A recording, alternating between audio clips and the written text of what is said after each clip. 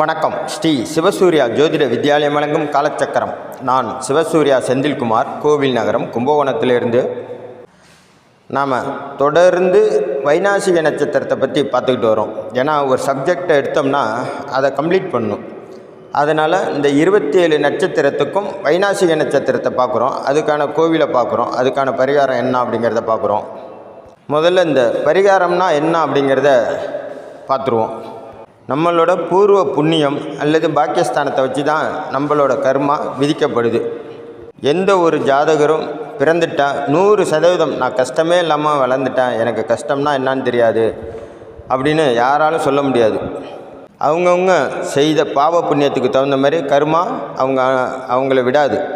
அது எவ்வளோ பெரிய வசதியானவங்களாக இருந்தாலும் சரி, எவ்வளோ பக்திமானாக இருந்தாலும் சரி, என்ன தான் சாமிக்கிட்டேயே உருண்டு பிறல்றவங்களாக இருந்தாலும் சரி தான், அவங்க செய்த கர்மாவுக்கான பலனை அவங்கவுங்க அனுபவிச்சே தீரணும்.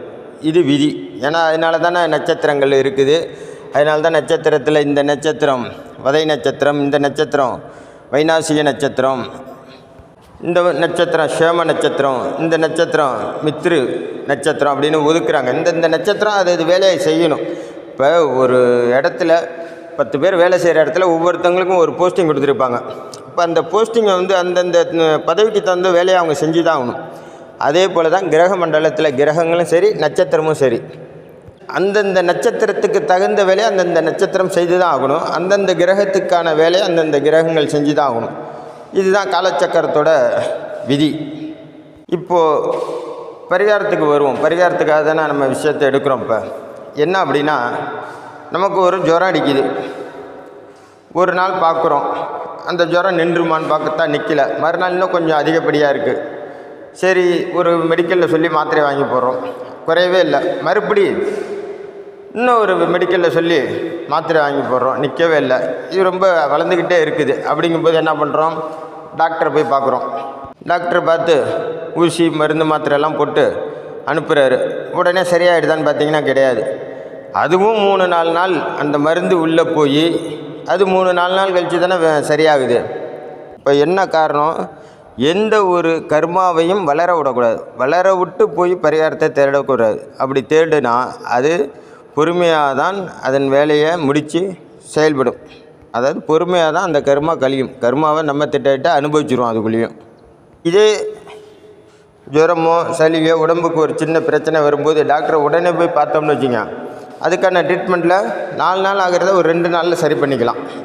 இதுதான் ப்ரொசீஜர். சளி பிடிக்குது, சளி பிடிச்சோன்னா மாத்திரை போட்ட உடனே சரியாகுது அப்படின்னா கிடையாது. அதுவும் 1 வாரம் ஆகி தான் சரியாகுது.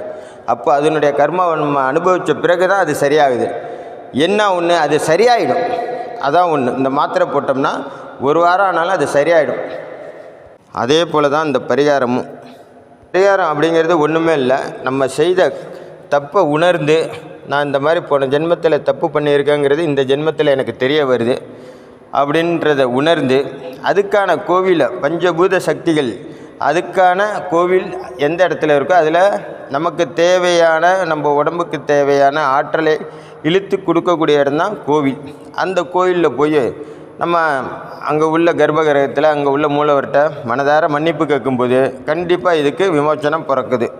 அது எப்படி மன்னிப்பு கேட்குறது, அதுக்கு அவருக்கு அந்த மூலவருக்கு ஒரு மாலை மரியாதை. பெரியவங்க வீட்டுக்கு வந்தாக்கா, இல்லை பெரியவங்களை நம்ம பார்க்க போனால் ஒரு மாலை மரியாதை செய்கிறோம் இல்லையா, அது மாதிரி அவங்க பெரியவங்க இல்லையா, எல்லோருக்கும் பெரியவர் இல்லையா, அதனால் அவங்களுக்கு அம்பாளுக்கு ஒரு மாலை,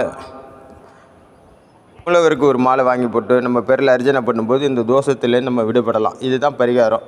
வேறு ஒன்றும் நம்ம பெருசாக செய்ய போகிறதில்ல. சரி, விஷயத்துக்கு வர்றோம். இப்போது நம்ம விசாக நட்சத்திரம், இந்த விசாக நட்சத்திரத்தில் பிறந்தவங்களுக்கு எந்த நட்சத்திரம் வைநாசிக நட்சத்திரமாக வரும் அப்படிங்கிறத பார்ப்போம். விசாக நட்சத்திரத்தில் சந்திரன் பயணிக்கும் போது பிறந்த எந்த ஒரு ஜாதகருக்கும், ஆணாகட்டும் பெண்ணாகட்டும், எந்த ஜாதகருக்கும், எந்த உயிரினமாக இருக்கட்டும், அனைவருக்குமே அதற்கு 22வது நட்சத்திரமான மக நட்சத்திரம் வைநாசிக நட்சத்திரமாக வரும். இதனுடைய சூட்சமம் என்னன்னு பார்த்தீங்கன்னா, வைநாசிக நட்சத்திரம் அப்படின்னு பார்த்தீங்கன்னா, ஏன் சார் அது சேமத்தாரையில் தானே வரும் அப்படின்னு எல்லாருக்கும் ஒரு கேள்வி எழலாம். அதாவது மனசுக்குள்ளே என்னென்னா, கொஞ்சம் விஷய ஞானம் உள்ளவங்களுக்கு இது கேள்வியாக வரலாம். என்ன காரணம்னா, இந்த சேமத்தாரை அப்படிங்கிறது ஜென்ம நட்சத்திரத்திலேருந்து நாலாவது நட்சத்திரம். ஏன்னா இந்த 22வது நட்சத்திரத்துக்காக மட்டும் இதை நம்ம எடுப்போம். 4வது நட்சத்திரம் ஜென்ம நட்சத்திரத்திலேருந்து 4வது நட்சத்திரத்தை சேமத்தாரைன்னு சொல்கிறோம். இப்போது யாருக்கெல்லாம் ஜென்ம நட்சத்திரத்திலேருந்து 4வது நட்சத்திரம் சேமத்தாரையாக வந்துருச்சு, அந்த நட்சத்திரத்து அதிபதி யாருக்கெல்லாம், அதாவது அந்த சேமத்தாரையின் உங்கள் ஜென்ம நட்சத்திரத்தின் உங்கள் ஜென்ம நட்சத்திரத்திலேருந்து எண்ணி வரக்கூடிய 4ஆம் நட்சத்திரத்தின் அதிபதி யாருக்கெல்லாம் சந்திரனோ சூரியனோ செவ்வாயோ புதனோ குருவோ ராகு கேதுவோ இப்படி யார் வேணாலும் வரலாம். ஆனால் அந்த அதிபதி மட்டும்தான் உங்களுடைய 13, 22வது நட்சத்திரத்துக்கு அதிபதியாக வருவாங்க. அப்போ பார்த்தீங்கன்னா 4வது நட்சத்திரத்து சேமத்தாரைக்கான அதிபதியும் அவர் தான், 13வது நட்சத்திரத்து அதிபதியும் அவர் தான், 22வது நட்சத்திரத்து அதிபதியும் அவர் தான். அதாவது ஒரே கிரகம் தான். அப்போ 4வது நட்சத்திரம் மட்டும் சேமத்தாரையாக வருது அப்படின்னு என்னான்னு பார்த்தீங்கன்னா, 4வது நட்சத்திரம் சேமத்தாரை, 13வது நட்சத்திரத்தை எடுத்துக்கிட்டிங்கன்னா இதே நட்சத்திரத்தோட அடிஷ்னல் நட்சத்திரம் தான். அதாவது ஒரு கிரகத்துக்கு 3 நட்சத்திரம் சொன்னோம் இல்லையா, இது 2வது நட்சத்திரமாக வரும். இப்போ 4வது நட்சத்திரம் வந்துருச்சு, அந்த நட்சத்திரத்து அதிபதியின் இன்னொரு நட்சத்திரம் தான் 13வது நட்சத்திரமாக வரும். சரி, இந்த 13வது நட்சத்திரம் வந்துருச்சு, அதில் 9 கழிச்சிங்கன்னா பாக்கி என்ன வரும், 4 வரும். அப்போ அங்கேயும் சேமத்தாரை தான். இப்போது அதிலேருந்து அப்படி இருக்கையில் ஜென்ம நட்சத்திரத்திலேருந்து 4வது நட்சத்திரத்து அதிபதி, 13வது நட்சத்திர அதிபதி, 22வது நட்சத்திர அதிபதி 3 பேருமே ஒரே அதிபதியாக தான் வருவாங்க.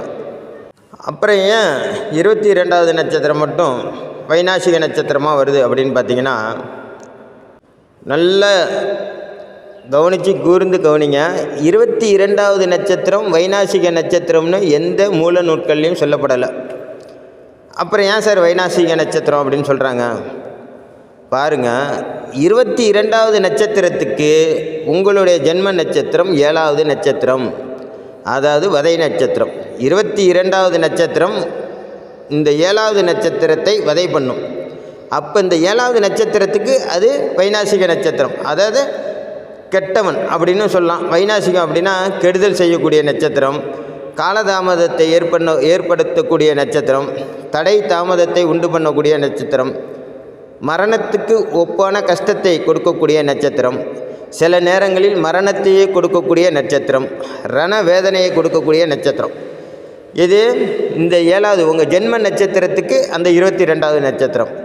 ஆக ஜென்ம நட்சத்திரத்திலேருந்து 22வது நட்சத்திரம் யாருக்கும் எந்த மூல நூல்லையும் வைநாசிக நட்சத்திரம்னு சொல்லப்படலை. 2வது ஒரு விதி இருக்குது. அது என்னன்னு பார்த்தீங்கன்னா, 22வது நட்சத்திரம் முழுவதும் உங்களுக்கு வைநாசிக நட்சத்திரமாக வராது. யாருக்கு? இந்த 7வது 22வதுக்கு 7வது நட்சத்திரமான ஜென்ம நட்சத்திரத்துக்காரங்களுக்கு இந்த 22வது நட்சத்திரம் வைநாசிக நட்சத்திரமாக வராது. அதில் 22வது கடைசி பாதம், அதாவது 22வது நட்சத்திரத்தின் கடைசி பாதம், 4வது பாதம்னு சொல்கிறோம் இல்லையா, அந்த 4வது பாதம் மட்டும்தான் உங்களுக்கு வைநாசிக நட்சத்திரமாக செயல்படும். இன்னும் தெளிவாக சொல்லணும் அப்படின்னா, உங்களுடைய ஜென்ம நட்சத்திரத்துக்கு 88வது நட்சத்திர பாதம் வைநாசிக நட்சத்திர பாதமாக செயல்படும்.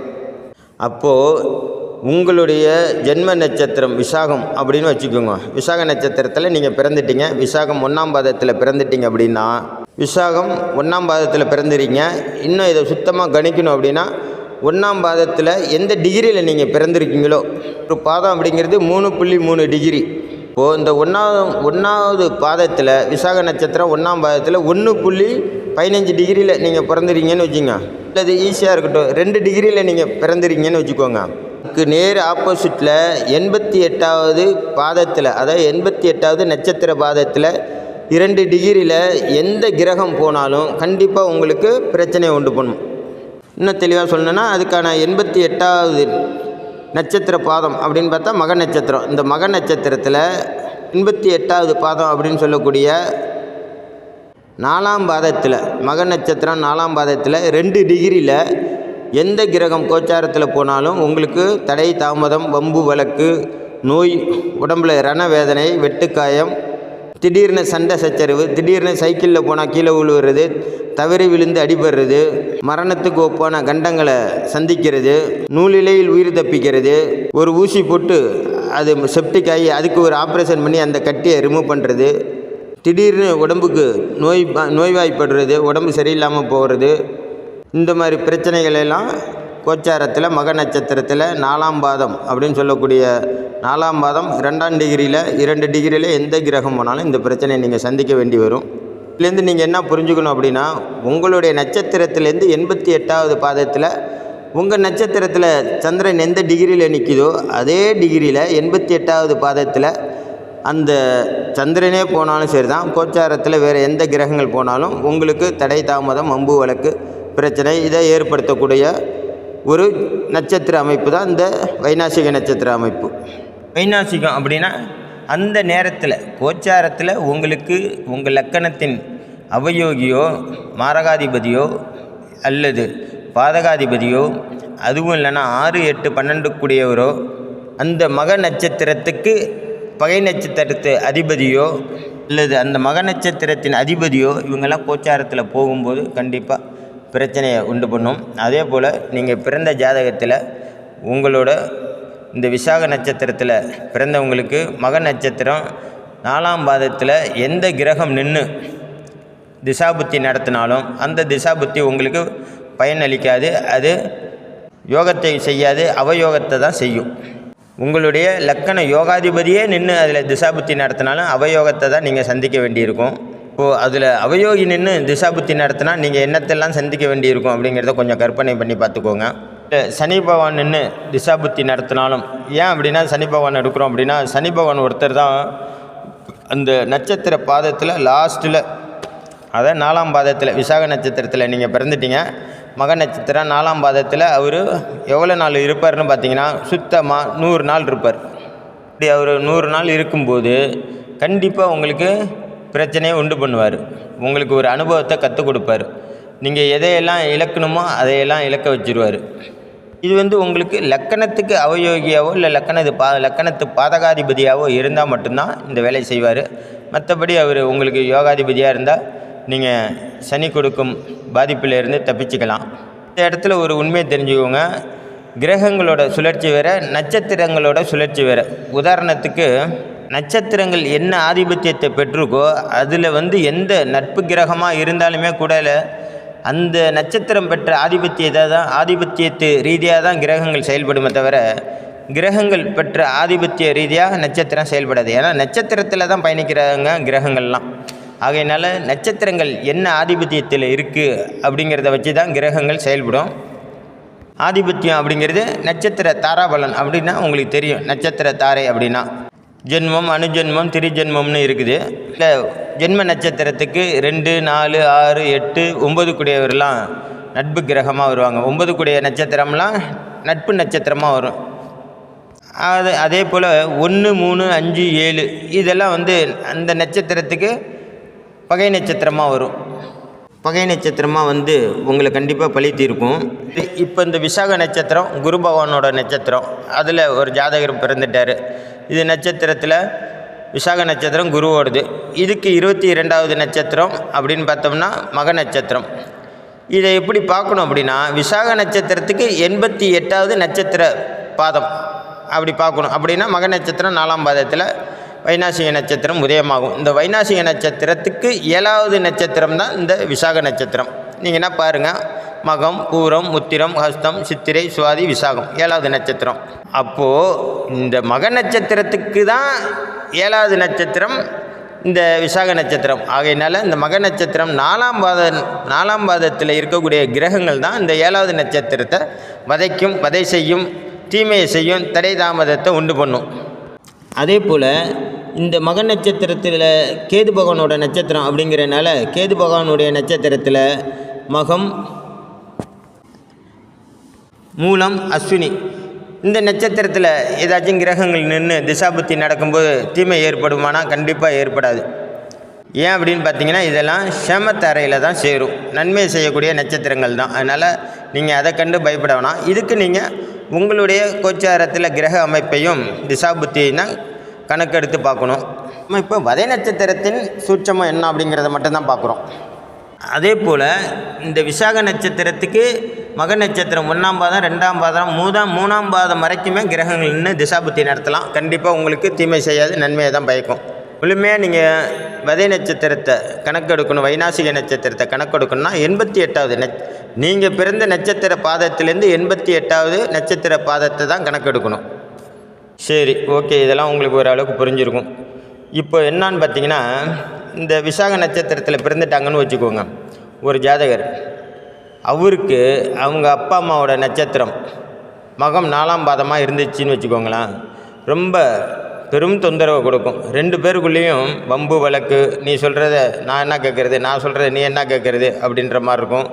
குழந்தைகள் பிறந்தது முதலே தாய்க்கும் தகப்பனுக்கும் பிரச்சனையை உண்டு பண்ணும். இல்லை தாயையும் ஜாதகரையும் தள்ளி தள்ளி வைக்கும், அல்ல தகப்பனையும் ஜாதகரையும் தள்ளி தள்ளி வைக்கும். இது அப்பா அம்மாவுக்கு இருந்தால், அதாவது விசாக நட்சத்திரத்தில் 1ஆம் பாதத்தில் எந்த ஜாதகர் பிறந்திருந்தாலும் அவரோட குடும்பத்தில் யாருக்காச்சும் மக நட்சத்திரம் 4ஆம் பாதம் இருந்துச்சு அப்படின்னா அவங்க கொஞ்சம் எதிர்ப்பாக செயல்படுவாங்க. அவங்களால ஜாதகருக்கு தடை தாமதம் ஏற்படலாம். அவங்களால சில பிரச்சனைகளை சந்திக்க வேண்டியிருக்கும், வம்பு வழக்குகளையும் சந்திக்க வேண்டியிருக்கும். இப்படிலாம் இல்லை, எங்கள் அப்பா அம்மாவுக்கெல்லாம் ஒன்றும் இல்லைப்பா, நல்லாயிருக்கு, தப்பிச்சுக்கிட்டேன் அப்படின்னு நினச்சிங்கன்னா உங்கள் தாத்தா பாட்டிக்கு பாருங்கள், அவங்களால உங்களுக்கு இந்த பிரச்சனை ஏற்படும். அதுவும் உங்கள் பாட்டிமார்களுக்கு இருந்தால் பாட்டிமார்களால் நீங்கள் நிறையா மனவேதனைகளையும் ரணவேதனைகளையும் சந்திக்க வேண்டியிருக்கும்.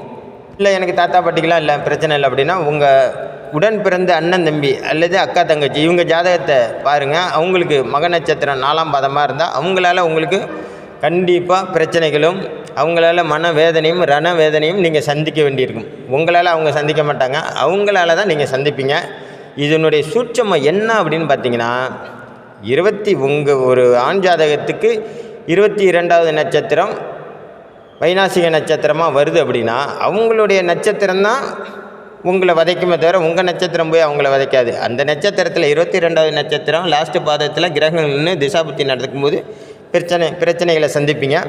கோச்சாரத்தில் கிரகங்கள் அதில் நகரும் போதும் நீங்கள் பிரச்சனையை சந்திப்பீங்க. அந்த மாதிரி கோச்சாரத்தில் கிரகங்கள் மக நட்சத்திரம் 4ஆம் பாதத்தில் சனி பகவான் இருக்காருன்னு வச்சுங்க, 100 நாள் 3 மாதம் நீங்கள் பல்ல கடிச்சிட்டு கம்முன்னு இருக்கணும், எந்த தேவையில்லாத பிரச்சனையும் வச்சுக்கக்கூடாது, அதில் எச்சரிக்கையாக இருக்கணும். குரு பகவான் இருக்காருன்னு வச்சுக்கோங்க, அந்த 4ஆம் பாதத்தில் 40 நாள் இருப்பார், தோராயமாக 39 நாள் இருப்பார், ரவுண்டாக ஒரு 40 நாள் இருப்பார்னு வச்சுக்கோங்க. அந்த 40 நாளைக்கு நீங்கள் எச்சரிக்கையாக இருக்கணும்.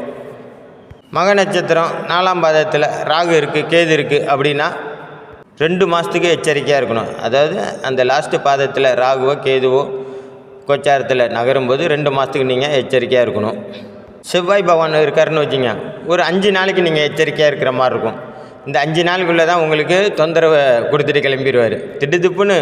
ஏன்னா அந்த டிகிரி நீங்கள் இப்போ 1ஆம் பாதம் ஒரு 2 டிகிரியில் சந்திரன் நிற்கும்போது பிறந்திருக்கீங்க அப்படின்னா, அதே மக நட்சத்திரம் 4ஆம் பாதத்தில் 2 டிகிரியில் செவ்வாய் வரும்போது வேலை பார்த்துருவார். உங்களை திடீர்னு கீழே தள்ளி விட்டு காலை முறிச்சிடுவார், கையை முறிச்சிடுவார். என்ன நடக்குதுன்னே உங்களுக்கே தெரியாது. நல்லா தான் இருந்தான், போனால் கீழே விழுந்துட்டான், அடிபட்டு போச்சு அப்படிங்கிறாங்களே, அதெல்லாம் அந்த நேரத்தில் நடக்கிறது தான். அவர் செவ்வாய் இருந்தார்னா கண்டிப்பாக ஒரு 5 நாளைக்கு எச்சரிக்கையாக இருக்கணும். கோச்சாரத்தில் செவ்வாய் பகவான் மக நட்சத்திரத்தை கடக்கும்போது லாஸ்ட்டு பாதத்தில் வரும்போது ஒரு 5 நாளைக்கு எச்சரிக்கையாக இருக்கணும். அவர் 4ஆம் பாதத்தில் உள்ளே பூந்துட்டாலே நீங்கள் எச்சரிக்கை உணர்வோடு செயல்படணும். சுக்கிரன் இருந்தால் 2.5 நாளைக்கும், ஒரு தோராயமாக சுக்கிரன் மக நட்சத்திரம் 4ஆம் பாதத்தில் பயணிக்கும்போது 3 நாளைக்கும், புதன் இருந்தால் 2.5 நாளைக்கும் எச்சரிக்கையாக இருக்கணும். சந்திர பகவான் நகரும்போது 6 மணி நேரம் எச்சரிக்கையாக இருக்கணும். அதாவது மக நட்சத்திரம் 4ஆம் பாதத்தில் என்ட்ரு ஆகிட்டார் அப்படின்னாலே, சந்திர பகவான் என்ட்ரு ஆகிட்டாருனால 6 மணி நேரம் ஆகும் அவர் அதை கடந்து போகிறதுக்கு. அந்த 6 மணி நேரம் எச்சரிக்கையாக இருக்கணும். இந்த 6 மணி நேரத்தில் தான் பெரும்பாலும் ஜாதகர்கள் வம்பு வழக்கு, நோய் நொடி, திடீர் வயிற்று உபாதைகள், திடீர்னு மருத்துவ செலவு, கீழே விழுந்து அடிபடுறது, வண்டியில் போய்ட்டுருக்கும்போதே கால் தேஞ்சு போகிறது, கை தேஞ்சு போகிறது, மேலேருந்து கீழே விழுறது, இந்த மாதிரி டயத்தில் தான் இதெல்லாம் நடக்கும். சரி, நம்ம என்ன பார்த்தோம், உங்கள் உடன் பிறந்த சகோதரர்களுக்கு யாருக்காச்சும் மக நட்சத்திரம் இருக்குதான்னு பார்த்தோம். இல்லைன்னா விட்டுருங்க. அடுத்து பார்த்தீங்கன்னா, நீங்கள் உங்கள் நண்பர்களை தேர்வு செய்யும்போது மக நட்சத்திரம் 4ஆம் பாதத்தில் ஏதாச்சும் நண்பர்கள் யாராச்சும் இருக்காங்களான்னு பாருங்கள். அந்த மாதிரி இருந்தால் அவங்கள்ட்டேருந்து கொஞ்சம் விலகி இருக்கிறது உங்களுக்கு நல்லது. ஏன் அப்படின்னு கேட்டிங்கன்னா, அவங்களால தான் நீங்கள் வதைப்பட போகிறீங்க அப்படிங்கிறது நிதர்சனமான உண்மை. சரி, நண்பர்களை தேர்வு செய்யும்போது இந்த மாதிரி பார்த்துக்கோங்க. அப்புறம் மனைவியை தேர்வு செய்யும்போது இந்த நட்சத்திர வைநாசிக நட்சத்திரமே இந்த பெண்கள் நட்சத்திரத்திலேருந்து கணக்கெடுக்கும்போது அவங்களுக்கு ஒரு பாதுகாப்பை ஏற்படுத்தக்கூடிய அமைப்பில் உண்டாக்கப்பட்டது தான் இந்த நட்சத்திரத்தோட சேமத்தாரை, வதைத்தாரை இதெல்லாம். அப்போது பெண்களை நீங்கள் தேர்வு செய்யும்போது கண்டிப்பாக இந்த மக நட்சத்திரத்தில் பிறந்த ஜாதகர் 22வது நட்சத்திரமான வைநாசிக நட்சத்திரத்துக்காரங்களை கல்யாணம் பண்ண மாட்டாங்க. நல்ல விஷயஞானம் உள்ள ஜோதிடர்கள் யாருமே இந்த அமைப்பில், அதாவது மக நட்சத்திரத்தில் பிறந்தவங்கள, இந்த விசாக நட்சத்திரத்தில் பிறந்தவங்கள மக நட்சத்திரத்தில் சேர்க்க மாட்டாங்க, மக நட்சத்திரக்காரங்களை சேர்க்க மாட்டாங்க. ஏன் அப்படின்னா, விசாக நட்சத்திரத்தில் ஒரு ஜாதகர் பிறந்து மக நட்சத்திரத்து பொண்ணையோ இல்லை மக நட்சத்திரத்தில் பிறந்த ஒரு ஆணை விசாக நட்சத்திரத்தை சேர்ந்த ஒரு பெண்ணையோ கல்யாணம் பண்ணி வைக்க மாட்டாங்க. இது தாராபலன்னு சொல்லுவாங்க. என்ன காரணம்னா, இந்த மாதிரி விசாக நட்சத்திரத்தில் பிறந்த ஒரு பெண்ணை மக நட்சத்திரத்தில் பிறந்த பையனுக்கோ அல்லது மக நட்சத்திரத்தில் பிறந்த ஒரு பையனை விசாக நட்சத்திரத்தில் பிறந்த பெண்ணுக்கோ கல்யாணம் பண்ணி வச்சா, இந்த பெண்ணுனால் பையன் நிறையா வம்பு வழக்கு, மனவேதனை, உடல் வேதனை, இந்த மாதிரிலாம் இந்த பொண்ணால் பையன் சந்திப்பான். நிறையா பிரச்சனைகளை சந்திக்க வேண்டியிருக்கும். அங்கே சண்டை சச்சரவு, வம்பு வழக்கு ஏற்படும், பிரிவினை ஏற்படும். இந்த மாதிரிலாம் மனைவினால் நிறையா கொடுமைகளை சந்திக்க வேண்டியதாக இருக்கும் மாப்பிள்ளை பையன். அதனால் அதை சேர்க்க மாட்டாங்க. அதையும் மீறி விதின்னு ஒன்று இருக்குல்ல, திடீர் திருமணம் பண்ணுறாங்க, காதல் திருமணம். இது ஏன் இந்த காதல் திருமணம்லாம் உங்களுக்கு நல்ல கர்மாவாக இருந்தால் நற்பலன்களை நீங்கள் அனுபவிக்கலாம், அதில் எந்த மாற்று கருத்தும் கிடையாது. உங்களுடைய கர்மா மனைவியினால் தான் சித்திரவதை 10 நீங்கள் சின்ன பின்னமாக ஆகணும் அப்படின்னா உங்களுக்கே தெரியாது. காதல் திருமணம் பண்ணும்போது எங்கே ஜாதகம் பார்க்க போகிறாங்க. கல்யாணத்துக்கு அப்புறம் பார்த்தாக்கா இந்த பையனோட நட்சத்திரத்துக்கு 22வது நட்சத்திரம் பெண்ணோட ஜாதக நட்சத்திரமாக இருக்கும், இல்லை பெண்ணோட நட்சத்திரத்துக்கு பையனோட நட்சத்திரம் 7வது நட்சத்திரமாக இருக்கும். இந்த மாதிரி மாட்டிக்கிட்டு வதைப்படுவது தான் காலக்கொடுமை. இந்த மாதிரி இல்லை நல்லா தான் இருக்குது அப்படின்னா அதையும் விட்டுருங்க. உங்களோட கர்மா நற்கர்மாவாக இருந்தால் உங்களுக்கு பிறக்கக்கூடிய குழந்தைங்க உங்களுக்கு வைநாசிக நட்சத்திரத்தில் பிறக்காது. உங்களோட கர்மா வைநாசிக நட்சத்திரத்தால் தான் வதைப்படணும் அப்படின்னு இருந்துச்சுன்னா கண்டிப்பாக உங்களுக்கு பிறக்கக்கூடிய குழந்தைங்களுக்கு ஆண் குழந்தையாக பிறந்தால் மக நட்சத்திரத்தில் தான் பிறக்கும், பெண் குழந்தையாக இருந்தாலும் மக நட்சத்திரத்தில் தான் பிறக்கும். அப்போ நீங்கள் பார்த்தீங்கன்னா இந்த குழந்தைகளால் ரணவேதனையும் மனவேதனையும் அனுபவிக்க வேண்டியிருக்கும். அந்த ஜாதகர் குழந்தைங்க வளர வளர உங்களுடைய வளர்ச்சி குன்றும். அந்த குழந்தைங்க பண்ணுறது எல்லாமே உங்களுக்கு மனவேதனையும் உடல் வேதனையும் அதிகரிக்கபடியான செயலாக தான் இருக்கும். பையன் எதெல்லாம் பண்ணக்கூடாதுன்னு நீங்கள் நினைக்கிறீங்களோ அதையெல்லாம் பண்ணி உங்களை மன கஷ்டத்தை மன கஷ்டம் வந்தாலே உடல் கஷ்டமாயிடும். மனசை ஒரு ஆட்டினாலே உடல் தானாக தளர்ந்து போயிடும். அதே போல் தான் பொண்ணோட நடவடிக்கையும் இருக்கும். உங்களுக்கு எதெல்லாம் பிடிக்காதோ அதை எல்லாமே அந்த பொண்ணு செஞ்சு உங்கள் மனசை வேதனைப்படுத்தும், உடலை தானாக தளர வச்சிடும். சரி, இது எல்லாமே நடக்குது, இதுக்கெல்லாம் என்ன தாங்க தீர்வு? இதுக்கெல்லாம் ஒரு கோவில் கிடையாது, இதுக்கெல்லாம் ஒரு விமோச்சனம் கிடையாது அப்படின்னா கண்டிப்பாக உண்டுங்க. எல்லாத்துக்குமே பரிகாரம் உண்டு. பரிகாரம்னா என்ன? சரணாகதி அடைவது. யாரை? நம்மளை படைத்த கடவுளை. கடவுள்னால் யார்? பஞ்சபூத சக்தி. பூதம்னா நீர், நெருப்பு, ஆகாயம், காற்று, வாயு. இதுதான் பஞ்சபூத சக்தியோட ஆற்றல்னால்தான் நம்ம பிறக்கிறது, வளர்றது, சாகிறது எல்லாமே பஞ்சபூதத்தின் ஆற்றல்னால தான் நடக்குது எல்லாமே. அப்போது இதுக்கு எங்கே ஒரே தீர்வு அப்படின்னு பார்த்தீங்கன்னா, இந்த விசாக நட்சத்திரத்தில் பிறந்தவங்களுக்கு நான் சொல்கிறது நல்லா கேட்டுங்க. விசாக நட்சத்திரத்தில் பிறந்தவங்களுக்கு மக நட்சத்திரம் என்றைக்கு வருதுன்னு பாருங்கள். ஏன்னா உங்களுக்கு மக நட்சத்திரம் தான் வைநாசிக நட்சத்திரம். அந்த மக நட்சத்திரம் தான் உங்களுடைய வளர்ச்சியையும் உங்களுடைய மனதையும் உடலையும் வருந்த செய்ய வைக்க வேண்டிய வேலையெல்லாம் செய்யக்கூடிய நட்சத்திரம் அந்த மக நட்சத்திரம். அப்போது விசாக நட்சத்திரத்தில் பிறந்தவங்க மக நட்சத்திரத்தை அன்னைக்கு நான் சொல்கிற இந்த கோயிலுக்கு போயிட்டு வாங்க. அதாவது இந்த கோயில் எங்கே இருக்குதுன்னு பார்த்தீங்கன்னா, ஆரணி பக்கத்தில் ஏரிப்பாளையம்ங்கிற ஊரில் ஆல்ரெடி அது முன்னாடி ஏரி குப்பமாக தான் இருந்திருக்கு. இப்போ தான் ஏரிப்பாளையம்னு மாற்றிருக்காங்க. அந்த ஏரிப்பாளையம்ங்கிற ஊரில் பழமையான சிவாலயம் இருக்குது. நான் இதை ஸ்க்ரீனில் தர்றேன் பாருங்கள். அந்த கோயிலுக்கு போயிட்டு வாங்க. கோயிலுக்கு போகும்போது நீங்கள் மக நட்சத்திரத்துக்காக பரிகாரத்துக்காக போகிறீங்க. மக நட்சத்திரத்தின் அதிபதி கேது பகவான். அவரோட திசை 7 ஆண்டுகள். அப்போ 7 புது அகல் விளக்கு வாங்கிக்கோங்க. பிறந்த நட்சத்திரம் விசாக நட்சத்திரம். விசாக நட்சத்திரத்தின் அதிபதி குரு பகவான். அவருடைய திசா காலம் 16 வருஷம். அப்போது குருனாலே பாருங்கள், உங்களுக்கு ஒரு சின்ன சின்ன சுற்றமாக ரகசியங்கள் சொல்லுவேன். அதுலேருந்து நீங்கள் புரிஞ்சுக்கோங்க. ஏன்னா நம்மளோட எல்லா பதிவுலையும் ஒவ்வொரு பதிவுலையும் எல்லா விஷயத்தையும் சொல்லிட முடியாது. ஒவ்வொரு பதிவுலையும் சில சுற்றம ரகசியங்களை சொல்லிட்டு வருவான். இப்போ பாருங்கள், குருனாலே ஆசீர்வதிக்கப்பட்டவர், ஆசீர்வதிக்கக்கூடியவர். அப்போ அங்கே 16 வருஷம் வருது பாருங்கள். 16 பெற்று பெருவாழ்வு வாழ்கன்னு சொல்கிறாங்க தெரியுங்களா? அப்போ இந்த குருவோட அனுகிரகம் இருந்தால் மட்டும்தான் உங்களால் இந்த 16ஐயும் பெற முடியும். குரு உங்களுக்கு ஜாதகத்தில் முடக்காகாமல், எதிரியாக வராமல், வைநாசிக அதிபதியாக வராமல் இருந்தார்னா நீங்கள் 16 பெற்று பெருவாழ்வும் வாழ பெரும் உதவியாக இருக்கக்கூடிய கிரகம் குரு பகவான். அதனால தான் அவருக்கு 16 வருஷம். அவரோட ஆசீர்வாதம் இருந்தால் இன்னும் 16 இருக்கலாம். 16 வரங்களையும் பெற்று 16 செல்வங்களையும் பெறலாம். இந்த குரு பகவானின் முழுமையான ஆசீர்வாதம் பெற்றவங்களால் முடியும் அது. சரி, இப்போ கேதுவோட திசை 7, குருவோட திசை 16, மொத்தம் 16 + 7 23 புது அகல் விளக்கு வாங்கிக்கோங்க. அதில் தாமரைத்தண்டு திரிநூல் போட்டுக்கோங்க. பஞ்சு திரிநூல் 2 திரிநூலையும் ஒன்றா பிணைஞ்சு அதில் நெய்யும் இழுப்ப எண்ணெயும் விட்டு, வெறும் நெய் மட்டும் இல்லை இழுப்ப எண்ணெயும் விடணும். நெய்யும் இழுப்ப எண்ணெயும் விடுங்க. விட்டுட்டு அதை தீபம் ஏற்றுங்க. கிழக்கு முகம் பார்த்து இந்த கோயிலில் போய் தீபமாக ஏற்றுங்க. 23 அகல் விளக்கை வாங்கி தீபம் ஏற்றுங்க.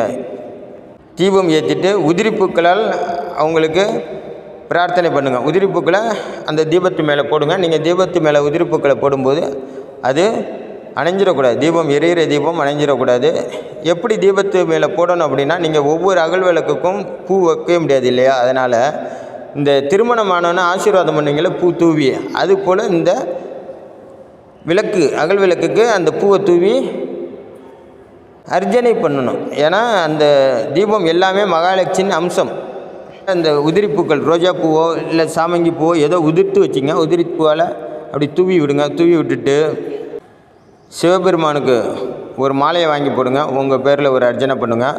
அம்பாளுக்கும் ஒரு மாலையை போடுங்க. உங்கள் பேரில் ஒரு அர்ச்சனை பண்ணுங்கள். எந்த கோயிலுக்கு போனாலும் சிவனுக்கும் அம்பாளுக்கும் நீங்கள் கண்டிப்பாக அர்ச்சனை பண்ணணும். சிவனுக்கு மட்டும் பண்ணிவிட்டு அம்பாளுக்கு பண்ணாமல் வந்தீங்கன்னா அது பலன் கொடுக்காது.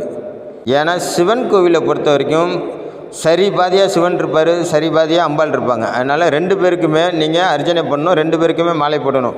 சிவனுக்கு போட்டிங்கன்னா அங்கே பாதி அம்பாள் இருப்பாங்க, அம்பாளுக்கு போட்டிங்கன்னா பாதி சிவன் இருப்பார்.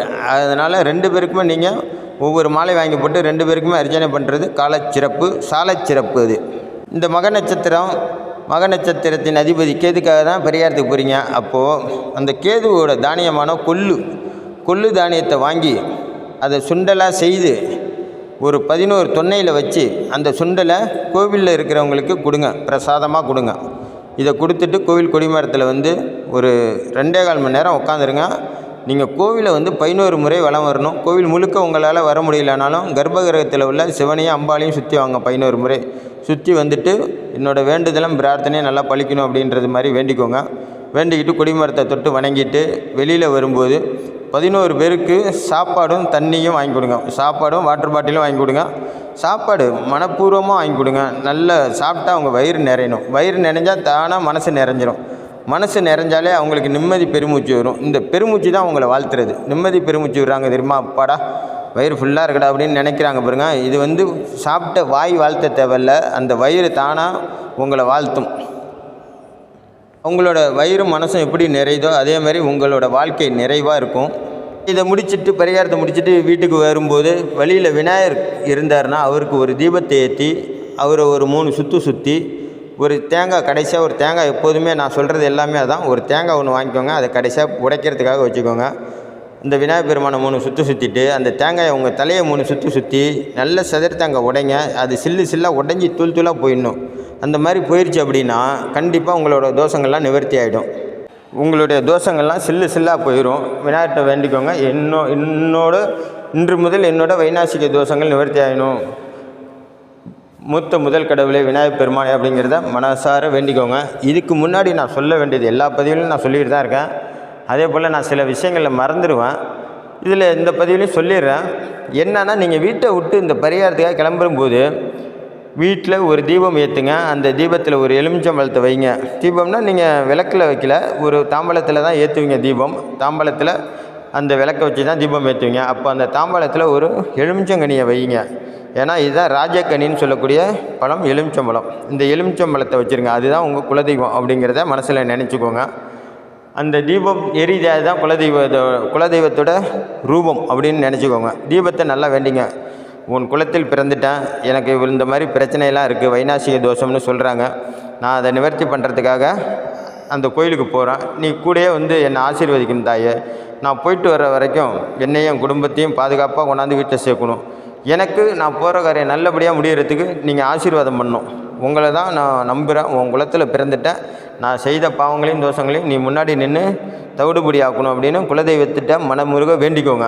இந்த குலதெய்வம் எங்கே வேணாலும் இருக்கலாம், நீங்கள் தீபத்தை ஏற்றி ஒரு எலுமிச்சம்பழத்தை வச்சு அங்கே 2 பத்தியை கொளுத்தி உங்கள் குலதெய்வத்தை மனதார வேண்ட ஆரம்பிச்சிட்டிங்கன்னா கண்டிப்பாக வந்துடுவாங்க. கூப்பிட்ட குரலுக்கு ஓடோடி வரும் ஒரே தெய்வம் குலதெய்வம் தான். இந்த குலதெய்வம் அருள் இருந்தால் மட்டும்தான் உங்களால் அனைத்து பிரச்சனையும் எதிர்கொள்ள முடியும். அங்கே ₹1 காயினை ஒரு மஞ்சள் துணியில் சுற்றி வச்சுருங்க, அதுக்கு குலதெய்வத்துக்கு போகும்போது உண்டியலில் போகிறதுக்காக வச்சுருக்கோங்க.